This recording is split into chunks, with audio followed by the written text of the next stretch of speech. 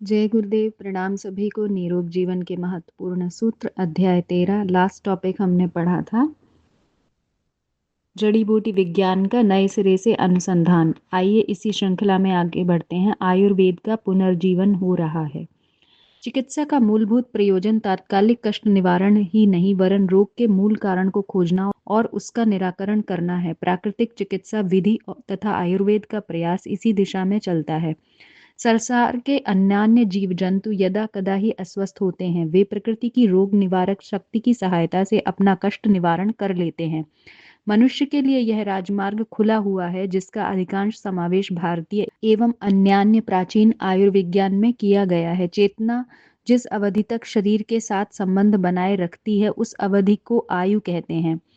इसे स्वस्थ, स्थिर तथा निरोग बनाए रखने के लिए आयुर्वेद का जन्म हुआ था। इसका एक उद्देश्य आयु के हित के साथ जुड़ा हुआ है और दूसरा निदान तथा रोगों के शमन से है। चीनी आयुर्विज्ञान ईसा से 300 वर्ष पूर्व का है, जबकि भारत के आयुर्वेद का इतिहास इससे भी पुराना है। सबसे प्राचीन शल्य चिकित्सक सुश्रुत थे, जो उन दिनों प्रचलित सामान्य उपकरणों की सहायता से बारीक बाल को भी विभक्त करने में सफल रहे थे। गत शताब्दी के कुछ अंग्रेज अधिकारियों ने आयुर्वेद की शरण ली थी।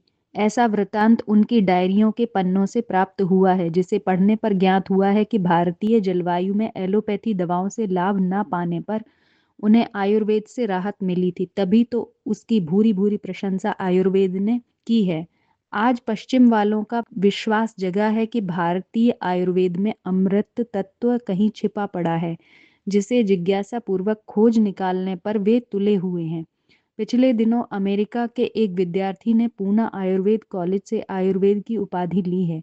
प्रथम श्रेणी से प्रथम स्थान प्राप्त इस प्रतिभाशाली विद्यार्थी ने आयुर्वेद को आधुनिक परिप्रेक्ष्य में प्रस्तुत करने की ठान ली है। Healing and conquest of pain नामक पुस्तक में लेखक डॉक्टर जे फील लिखते हैं कि वर्तमान एलोपैथी पद्धति एक प्रयोग मात्र है। इसमें वैज्ञानिक अंधविश्वास की प्रधानता है। उच्च जीवाणु निरोधी हवा की प्रतिक्रिया से रोगी अनभिज्ञ रहता है और कभी कभार भीषण यातना सहता है। दूसरी ओर इसके अधिक प्रयोग से रोगाणुओं की सहनशीलता ही बढ़ी है। वे विनष्ट तो होते हैं, संग दोष से बेचारे लाभकारी जीवाणु भी प्रभावित होते हैं। आरोग्य रक्षा जिन जीवाणुओं पर आधारित है वे यदि मारक औषधियों द्वारा धराशाही कर दिए जाएं तो उसके फलस्वरूप एक नया संकट यह खड़ा होता है कि व्यक्ति की रोग निरोधक क्षमता घटती जाती है। किसी भी बीमारी को आक्रमण करने की खुली छूट मिल जाती है। कभी कभी उन्हें मामूली सर्दी गर्मी ऋतु प्रभाव असह्य होते हैं और आए दिन लू लगने जुकाम होने जैसी अनेकानेक शिकायतों से ग्रस्त होते पाए जाते हैं। डॉक्टर मेलविन कीथ की पुस्तक नरक जाने का सीधा रास्ता में प्रमाणों सहित इस संभावना का प्रतिपादन किया गया है कि एलोपैथिक दवाओं के अनुसंधान उपयोग से पीढ़ी दर पीढ़ी व्यक्ति अधिक अविकसित, पंगु एवं विकृत मस्तिष्क युक्त संतानें पैदा करते चले जाएंगे। इन गंभीर दुष्परिणामों से ब्रिटिश मेडिकल एसोसिएशन ने चिंता व्यक्त की है। डॉक्टर हेचिंग ने तो झल्लाकर यहाँ तक कह डाला है, नित नए नए नामों से निकलने वाली इन अवांछनीय दवाओं को रोकने के लिए क्या कुछ नहीं किया जा सकता। विकल्प के रूप में हमारे समक्ष एक ऐसा जीवन दर्शन आता है जिसमें प्राकृतिक आहार विहार, रोगों के प्रति परिष्कृत दृष्टिकोण एवं औषधीय पौधों के रूप में सब ओर उपलब्ध दिव्य जड़ी बूटियों की प्रधानता है। भारत जैसी विशाल जनसंख्या वाले देश के लिए स्वास्थ्य की सुरक्षा और रोगों से बचाव के लिए महंगी चिकित्सा पद्धति उपयोगी नहीं है। पीपल, तुलसी जैसे दिव्य औषधियों की हमारे यहाँ पूजा की जाती रही है। इनकी रोग निवारक क्षमता के अतिरिक्त और भी ऐसे गुण हैं जो मनुष्य के सर्वांगीण विकास में सहायक सिद्ध हो सकते हैं। जटामासी, पीली कनेर, सर्पगंधा, गूगल, हरिद्रा, दारू हल्दी जैसी वनौषधियों के गुण दोषों की विशद विवेचना आयुर्वेद में है। इनके सेवन द्वारा फलदायी परिणाम आज भी मिल रहे हैं। इन्हीं से उत्साहित शरीर व औषधि अनुसंधान परिषद के निदेशक डॉक्टर PMV कुशक आश्वस्त हैं कि अब भारतीय जड़ी बूटियों से ऐसी दवाओं के निर्माण में सहायता मिल सकने की संभावना है जो असाध्य रोगों को ठीक कर सकें। चीन में व्यापक रूप से जड़ी बूटियों के प्रयोग परीक्षण हुए हैं। वहाँ लगभग 5000 जड़ी बूटियों को दवा के रूप में व्यवहृत किया गया है। वहाँ मलेरिया में चिंग हाउस नामक दवा प्रयुक्त होती है जो वर्मवुड नामक जड़ी से विनिर्मित हुई। प्रयोग में यह क्लोरोक्वीन की अपेक्षा अधिक प्रभावी पाई गई। इन जड़ी बूटियों का उत्पादन राष्ट्रीय स्तर पर व्यापक करने के लिए वहाँ सभी कारगर उपाय अपनाए गए हैं। सड़कों की दोनों पटरियों पर वे ही वृक्ष आरोपित किए जाते हैं जो चिकित्सा की दृष्टि से उपयोगी हों। इनसे व्याघ्र चूर्ण अवलेह विनिर्मित करने के लिए ग्रामीण स्वास्थ्य कर्मचारियों को शिक्षित किया जाता है। प्राप्त आंकड़ों के अनुसार 1979 तक चीन सरकार 3 लाख स्वास्थ्यकर्ताओं को प्रशिक्षित करके गांव-गांव भेज चुकी है। रूस का काकेशिया प्रदेश दीर्घजीवियों के लिए प्रसिद्ध है। वहां पर सहज रूप से उगी जड़ी बूटियों की खोजबीन केंद्रीय अनुसंधान संस्थान की औषधि प्रयोगशाला में हुई है। वहाँ की स्फूर्तिदायिनी जड़ी बूटी सैक्लामेन के कंद में सापोनिन होता है जो वहाँ वालों के लिए बहुत ही महत्वपूर्ण तत्व सिद्ध हुआ है। इस तत्व को डीओक्रिया फूल से भी वे पाते हैं। यह फूल काकेशिया में ढेरों ढेर खिलता है।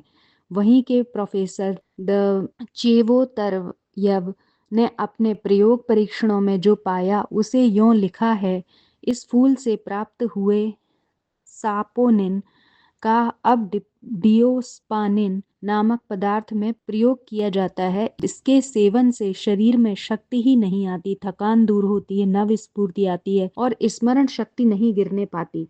इन्हीं गुणों के कारण यह शतायु लोगों द्वारा विहवत पाई गई है।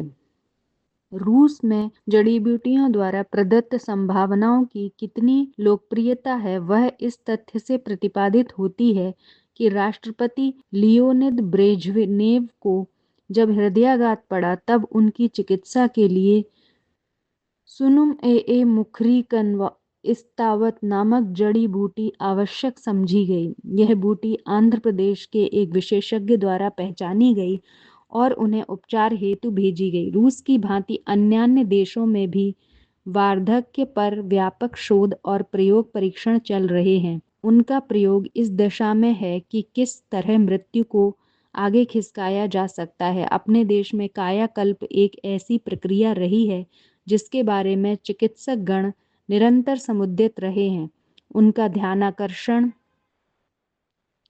हिमालय की तराई में दुर्लभ रूप से प्राप्त कायाकल्पी एवं अमरकंटकी जैसे पौधों पर रहा है।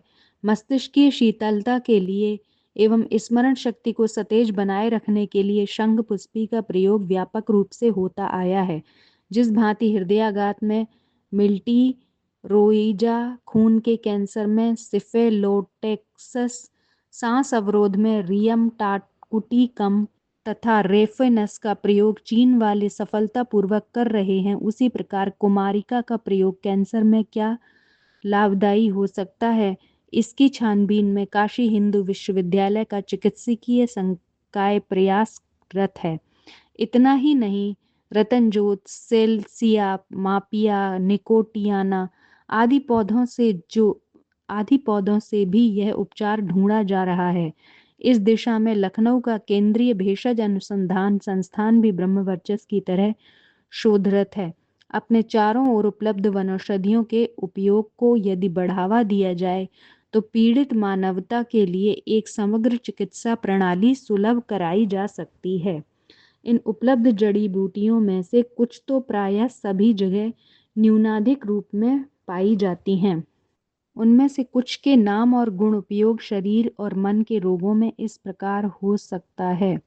शरीर रोग, आमाशय रोग में मुलैठी, पुदीना, शंखपुष्पी, छोटी आंत के रोग में काला जीरा, दारू, हल्दी, चित्रक, बड़ी आंत, कुटज, अमलतास, यकृत, कुटकी, काली मेद, गुर्दे, पुनर्नवा, बला, वरुण, पौरुष यौन रोग, जावित्री, स्त्री यौन रोग, लोध्र, उलट कंबल, श्वास, पिप्पली, भारंगी, वासा, हृदय रोग, शंख पुष्पी, दमनक, बिल्व, तेजोबल, जोड़ संस्थान, गोखरू, रासना, हड़जोड़, मांसपेशियां, नाड़ी संस्थान, अश्वगंधा, निर्गुंडी, 12 रक्त शोधक, चिरायता, नागरमोथा, अभावों की पूर्ति, आंवला, मंडूक, पर्णी, ज्योतिष्मती, त्वचा रोग, वाकुची, अतिबला, कोकिलाक्ष, चंक्रमर्द, हार्मोन संतुलन, कचनार, गुड़नार।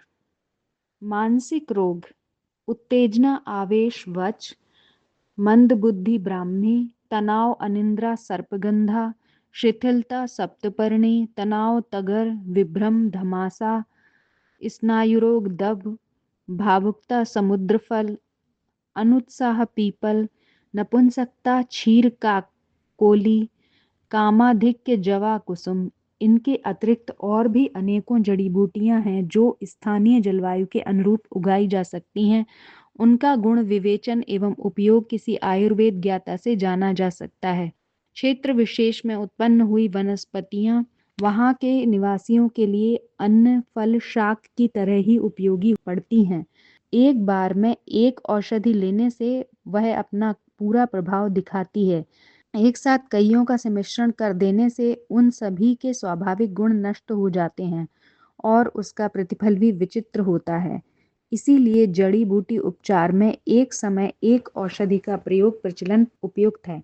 चूर्ण बनाना हो तो पत्तियों, टहनियों का उपयोग करना चाहिए। क्वाथ बनाना हो तो जड़, तना, पत्ते, फूल, फल इन सभी का पंचांग बनाकर प्रयुक्त किया जाना चाहिए। छोटी छोटी जड़ी बूटियों की तरह बड़े बड़े औषध वृक्ष भी होते हैं। हरण, बहेड़ा, आंवला, अशोक, अमलतास आदि पेड़ों से तो पौधों के अतिरिक्त भी अनेक लाभ मिलते हैं।